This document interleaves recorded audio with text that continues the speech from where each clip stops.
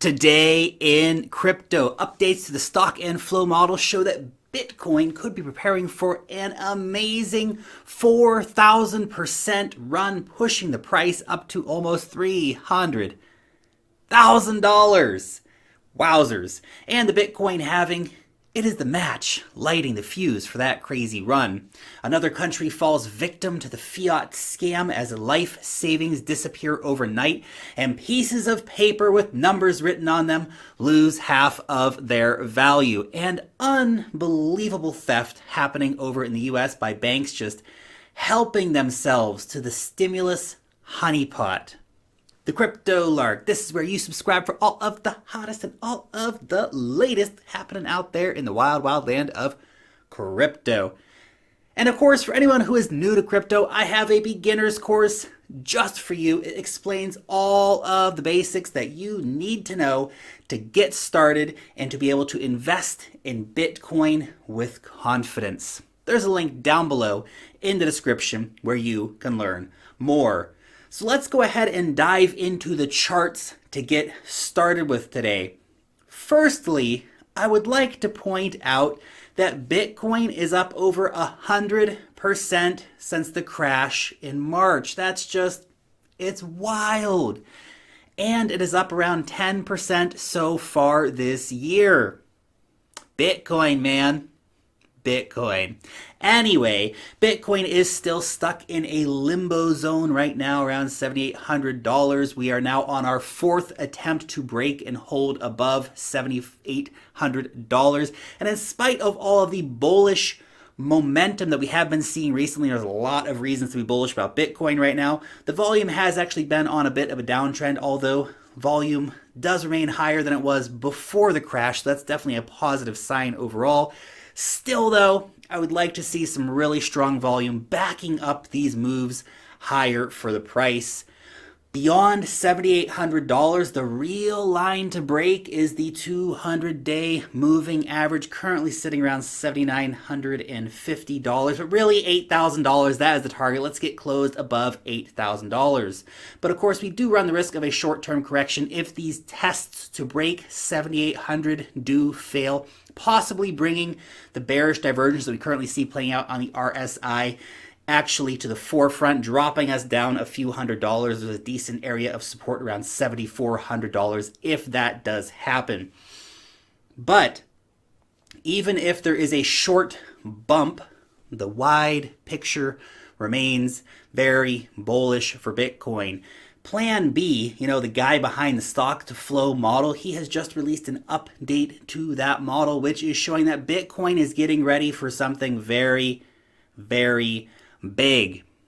You see, once the halving happens, the stock to flow model really starts to kick in for the next run, and we see a steep increase in price. So if, of course, the price does follow to the model, then Bitcoin could hit around $10,000 mid-June. Nice. Okay, Internet Man. Not bad. Possibly as high as $30,000 by the end of the year. Yeah, that's what I want, Internet Man. Give it to me. That's the good stuff. Give me that good hopium. And are you ready for this? New peak highs of at least $100,000 by the end of 2021. Oh, yeah, that is the good stuff, Internet Man. Keep it coming. But it gets even better. Updates to the model predict that Bitcoin could see a maximum cycle peak of $288,000, and it could happen very soon. $288,000, that would be around a 4,000% gain.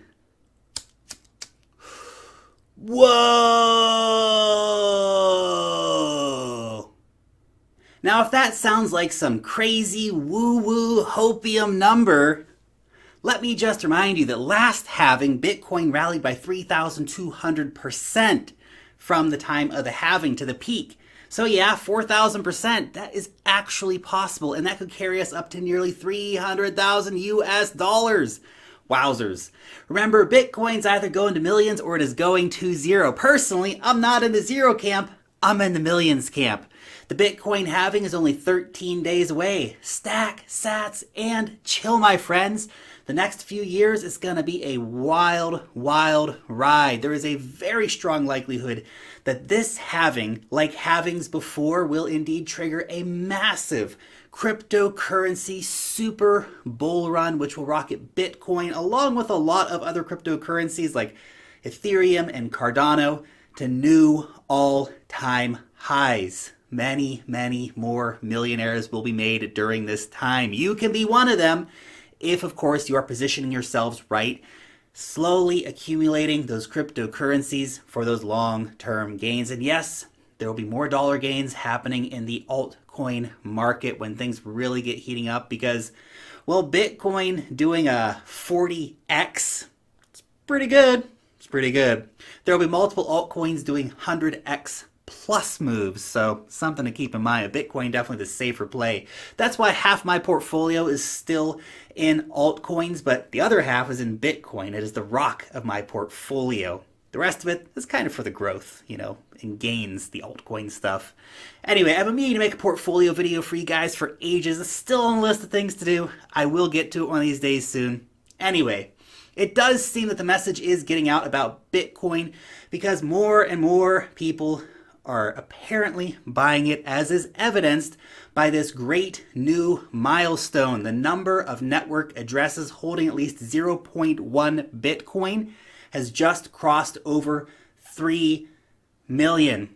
I see this as a super important metric since it means that more and more retail buyers are coming in. Whale accumulation is nice. It is nice to see new all-time highs for people holding 1,000 or more Bitcoin. That's great. But really, it is retail that is going to move the market into that next big bull run. And increasingly, we are seeing more and more people show up. By the way, for those of you who are stacking Bitcoin for the long run, please, please, please take your security seriously and get yourselves a Ledger hardware wallet. I have heard way too many stories about people losing their cryptocurrencies recently because they didn't take their security seriously enough. These devices are so simple and they're incredibly secure and just a great way to hold on to your cryptocurrencies. Also a reminder that there's actually a 27% discount going right now for family packs. So you can get a few of these, one for yourself, one for a backup for yourself, maybe one to give away for a friend or a family member. So great time to grab one. There's a link down below in the description where you can get yours. So let's talk about banks. Oh, banks. Good times always. Over in Lebanon, bank protests have turned violent as the local currency has tanked more than 50% in 6 months. It is unsurprising that Lebanon's banks are the target of people's anger since the banks imposed severe capital controls on their customers in the middle of a currency collapse, limiting withdrawals of the Lebanese pound and actually prohibiting people from withdrawing foreign currencies. Fed up citizens have torched at least 5 banks with Molotov cocktails in the last couple of days. Now, I've been covering the unfolding chaos in Lebanon for a few months now here on the channel. It's such an insane situation. It's just heartbreaking seeing this happen. Just imagine living this situation yourself. All of your retirement money cut in half as you see the value of your currency just plummet. All your savings cut in half. All your reward for decades of hard work cut in half. And at the same time, food prices are going up, especially anything that is imported. Paper money, it's worthless because it relies on faith in corrupt governments. Oh, sure, some of them are okay for some times, but long term, all fiat's going to zero. It's backed by nothing but lies. Personally, I will take mathematics any day of the week over the faith and promises of any government. Any Lebanese person who bought and held Bitcoin, they're so lucky because they now have a life raft. They can access their funds and they can send it anywhere at any time to anyone.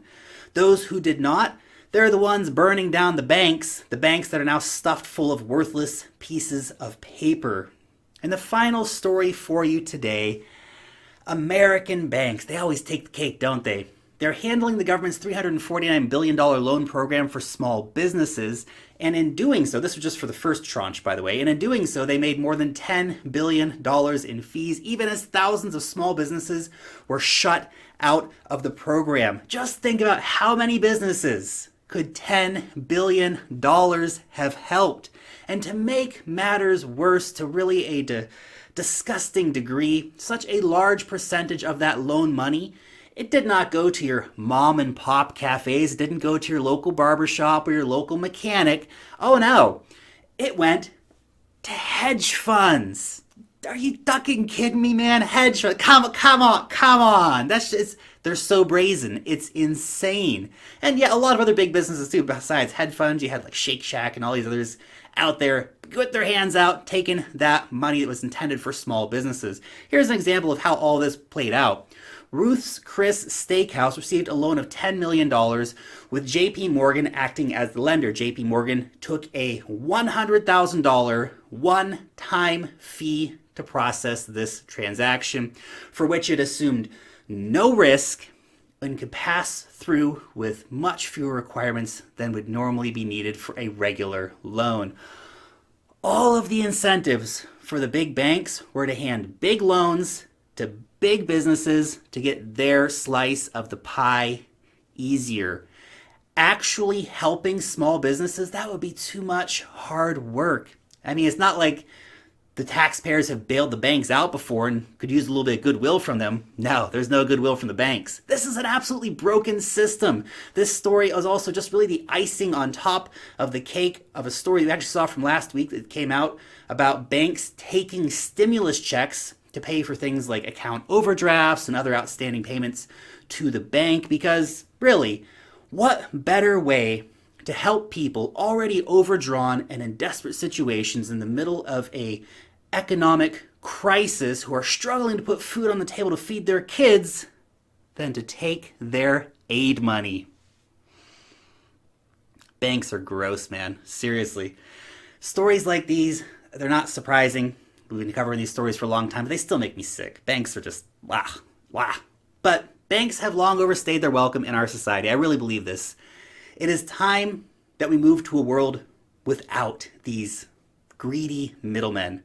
Bitcoin, it is the key to opening that door to financial freedom. Stories like these ones today, they only reinforce my conviction that the future of finance is cryptocurrency and all the systems that are developing around it. So anyway, those are just my 2 Satoshis. Your question for today: what do you think of the updated stock to flow model predicting Bitcoin up to $288,000? Crazy stuff? Or do you think it's inevitable? Let me know your opinion down below in the comment section. I hope you're having an amazing day. Thank you so much for stopping by the channel and saying hi. Really appreciate it, as always. Make sure to leave a thumbs up video on your way out the door and subscribe to the channel if you are new around here. Long live the blockchain, and peace out till next time.